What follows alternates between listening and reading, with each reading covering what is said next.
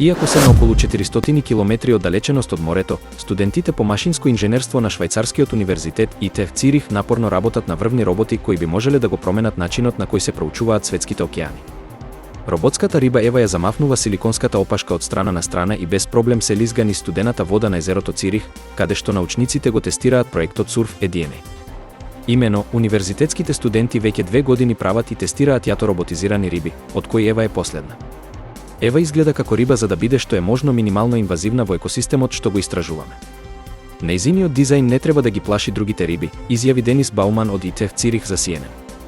Автономното подводно возило Ева има камера за снимање под вода, сонар за избегнување пречки и филтер за собирање на ДНК. Научниците потоа можат да извлечат ДНК за да видат кои видови живеат во тој екосистем. Експертите се повеќе користат такви уреди за истражување на океаните. Например, стартапот Аква и со седиште во Калифорнија изгради дронови слични на риба клоун кои можат да собираат информации како што се нивото на кислород, соленоста и pH вредност.